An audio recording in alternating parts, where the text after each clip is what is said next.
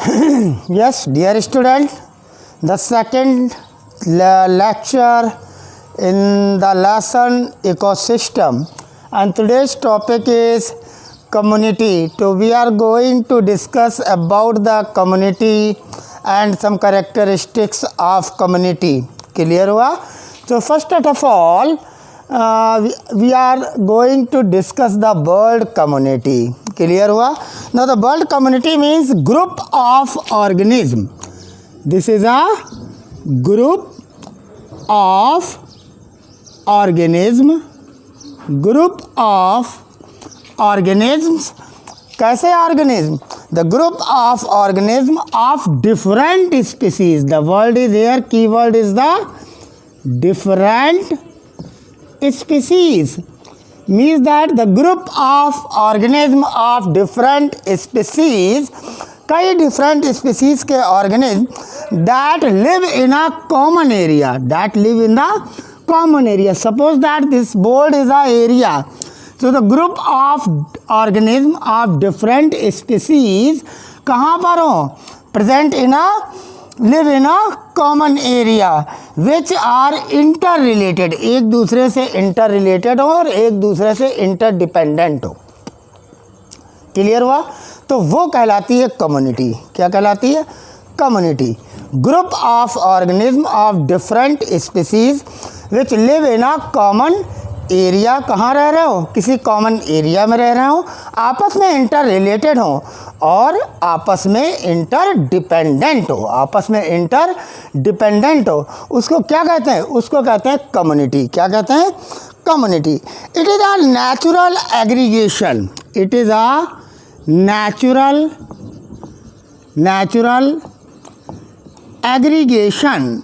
It is a natural aggregation of plant and animals. जो community होगी उसमें different species of plants की भी होंगी, डिफरेंट स्पीसीज़ ऑफ एनिमल्स की भी होंगी, उसमें माइक्रोबियल ग्रोथ भी होगी. तो this is a natural aggregation. क्या है ये? नेचुरल एग्रीगेशन है प्लांट एंड एनिमल्स की in the environment, in the same environment, किसी सेम इन्वायरमेंट में. इस बोर्ड के सेम इन्वायरमेंट में कोई भी प्लांट्स और एनिमल्स हैं. The natural aggregation of plant and animals किसमें? In the same environment is called community. Is called community. तो बच्चों बायोटिक कम्युनिटी क्या होती है? तो हम कह सकते हैं कि the biotic community, biotic community, biotic community is equal to plant community, plant community, animal community, animal community and microbial community, microbial community. तो जो बायोटिक कम्युनिटी है उसमें प्लांट कम्युनिटी भी आती है, एनिमल कम्युनिटी भी होती है और माइक्रोबियल कम्युनिटी भी होती है. क्लियर हुआ? This is known as biotic community. Means group of organism of different species or you can say the natural aggregation of plant and animal in a same area. And these community, these animals, these individuals of different species are interrelated and interdependent to each other. It's called community. It's called community.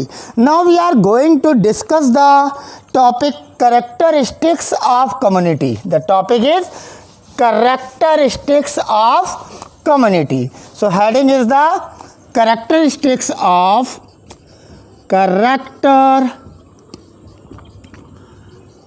characteristics of community. Of community. So there are three characteristics of the community. तीन characteristics होती है बच्चों. Number one is known as species diversity. Number two is known as dominance, and number three is known as stratification. Is known as stratification. So first one is the species diversity. The first one is the species. The first characteristics of the community is the species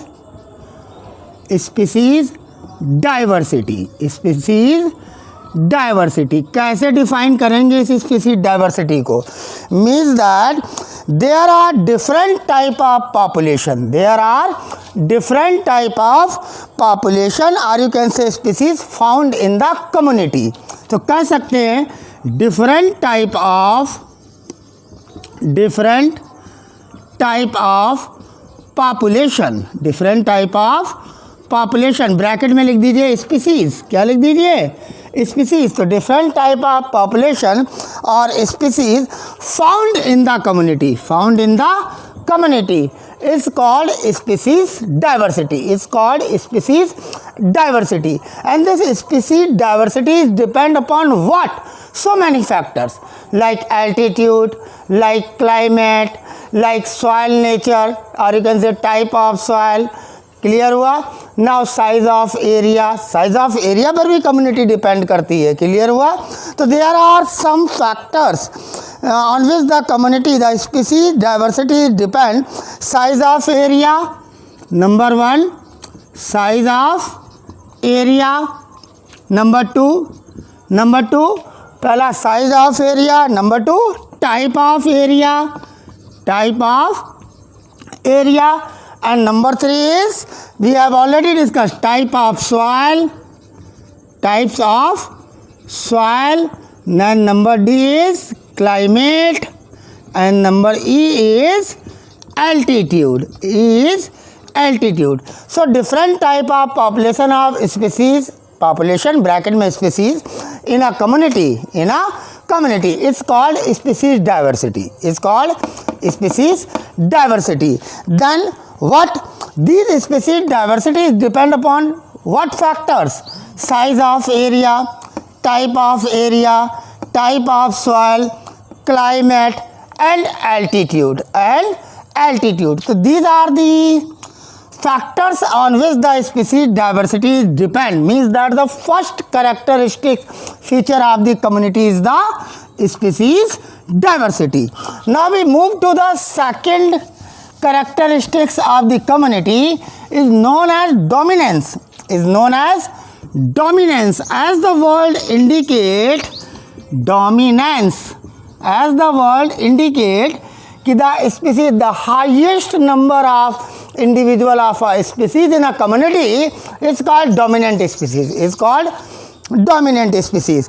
हम बोल सकते हैं कि the highest number of organism of an species, word use here highest number, ये important है, highest number of individual या number of organism of a species, highest number of organism of a species in a community is called dominant, is called dominant. क्या बच्चों कहलाता है? It's called dominant species, is called dominant species. For example that pines in case of pines in Himalayas, Himalaya में जो pines है plants की जो है वो पाइन कम्युनिटी बना दे रहे हैं। तो जो पाइन्स है इज द डोमिनेंट स्पीसीज और you can say the number of organism, the highest number of organism in the community in case of Himalaya range, in case of Himalaya region is the pine. ठीक है, ठीक like in case of the Aravalli hills of Rajasthan there is a prosopis. यहाँ पर क्या होते हैं बच्चों? एक तो आपको पाइन मिल गया, दूसरा एग्जाम्पल क्या हो गया आपका? प्रोपोसिया मिल जाते हैं। उसमें क्या मिलते हैं? प्रोपोसिस। जो प्रोपोसिस होते हैं they are found in the Aravalli hills. कहाँ पाए जाते हैं? Aravalli hills of Rajasthan. So these are the highest number of organism of a species in the community is called dominant. It's called dominant. The third one is very important for your examination point of view. And the third characteristics is stratification. Is stratification क्या कहलाता है? Stratification. क्या होता है stratification? The different growth form, start क्या है इसका? The different growth form growth forms, कैसे growth form in case of the plant community, the different growth form, for example that सबसे नीचे herbs, then under shrubs, then shrubs, then trees. So the different growth form like herbs, undershrubs, shrubs and trees, this resultant structure, the structure of the plant community, it determines the structure of the plant community, is called stratification. It's called stratification. क्या कहलाता है? It's called stratification. And the mode of arrangement, of different various growth form is called stratification. In another word, the arrangement of, ये arrangement हुआ ना herb, सबसे नीचे herbs, then undershrubs, then shrubs and then big tree. So this is the special type of arrangement ना. So the arrangement of different various growth form is called stratification. क्या कहलाता है? Stratification. बच्चों एक चीज़ ध्यान रखना, जो हमारे ट्रॉपिकल रेन फॉरेस्ट हैं उनके अंदर क्लियर स्ट्रैटिफिकेशन देखने को मिलता है. जैसे उनके अंदर सबसे पहले क्या होगा? सरफेस ड्वेलर्स होंगे, सरफेस ड्वेलर्स के बाद हर्ब्स आएंगे, फिर अंडर श्रब्स होंगे, फिर श्रब्स होंगे, फिर ट्रीज होंगे. Surface dwellers, DWELLERS, surface dwellers, herbs, under shrubs, tree. In case of the tropical rainforest, the clear stratification is present, and this is known as the multi-storied forest. क्या कहलाता है ये? Multi-storied forest. And this vertical distribution is called stratification in case of the forest. The vertical distribution of various growth form is called stratification in forest. And it is multi-story forest. कैसा होता है ये? Multi-storey forest. तो बहुत important medical का question है कि clear stratification किस में देखने को मिलता है? The answer is the tropical rain forest. Tropical rain forest कैसे? Surface dwellers, herbs, under shrubs, trees. This vertical distribution of the growth form is called stratification. In case of tropical rainforest is very clear. This is the reason the tropical rainforest are also known as multi-storied forest. Now we are going to discuss the important stratification in lake. अब हम किस में पढ़ने जा रहे हैं? किसी water body में स्ट्रैटिफिकेशन इन लेक. बच्चों इसके लिए आपको एक डायग्राम सीखना होगा, ज़रा ध्यान दीजिए. Suppose that this is the lake. आपको दिख रहा है? ठीक.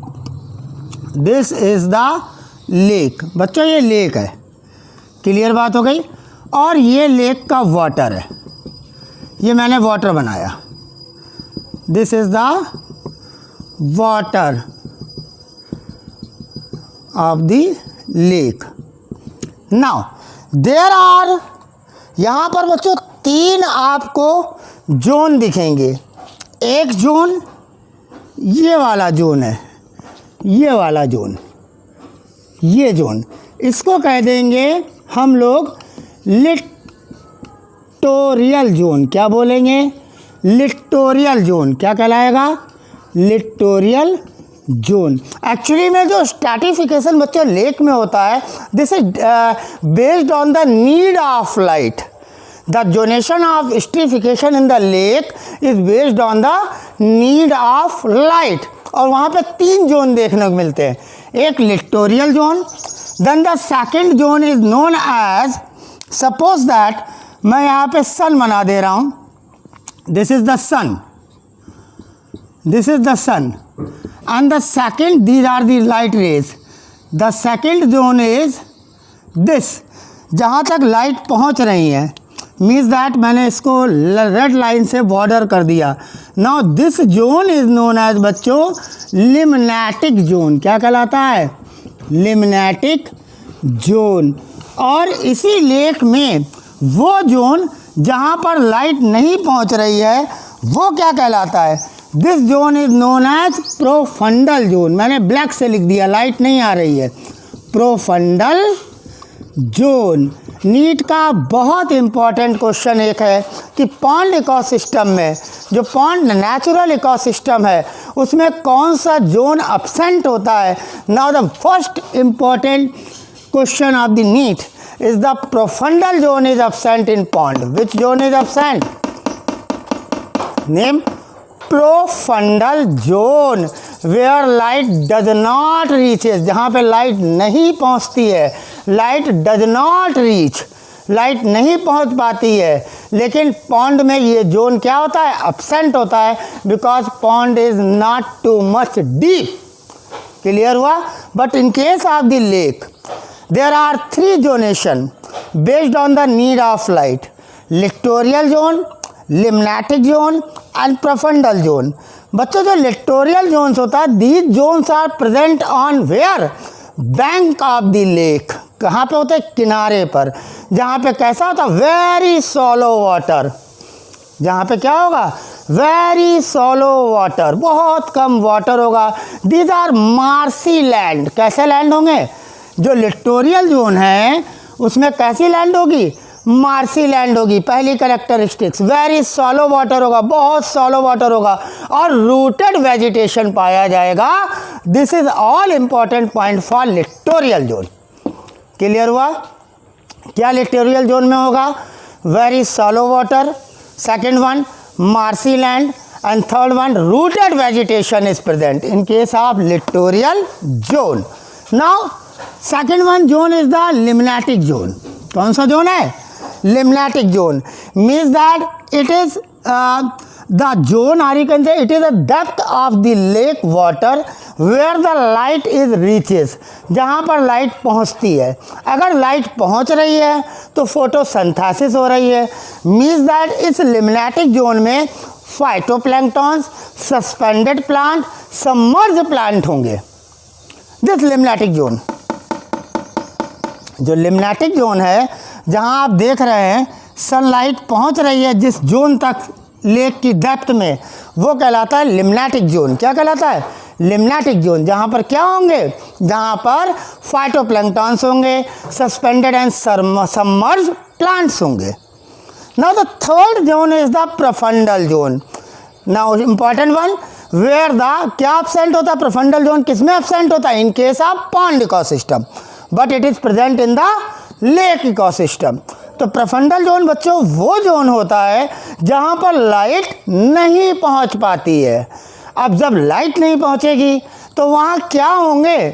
बॉटम में लाइट नहीं पहुँच पा रही है, प्रोफंडल जोन है. Means that this zone is dominated by the heterotrophs. वहाँ पे क्या होंगे? हेटेरोट्रॉप्स होंगे which can not make their own food material. They depend on producer, or you can say autotrophs of limnatic zone. Autotrophs of limnatic zone. So this is the zonation of lake, or you can say stratification in lake, which it depend upon the need of light. So today we have discussed about the community and the characteristics of community, species diversity, dominance and stratification. And within the stratification, we have discussed two types of stratification. Vertical distribution in growth form in case of the tropical rainforest. That's why it is known as the multi-storied forest. Number one, surface dwellers, herbs, undershrubs, shrubs and trees. That's why it is known as multi-storied forest. A very clear stratification present in case of the tropical rainforest. Important NEET question. Now we have discussed about stratification in lake. There are three reasons. The marshy land, or you can say shallow water area where rooted vegetation is present, is littoral zone. And the depth of the water where the light is reaches, means that phytoplankton, suspended and submerged plants are present, are called limnatic zone. And the part of the water depth where the light is totally absent is called profundal zone, which is absent in pond but present in lake. And which is present here? Who are present here? Heterotrophs are present here. So this is all about the community. Have a nice day. God bless you all. Prepare yourself for your medical exam. Thank you very much.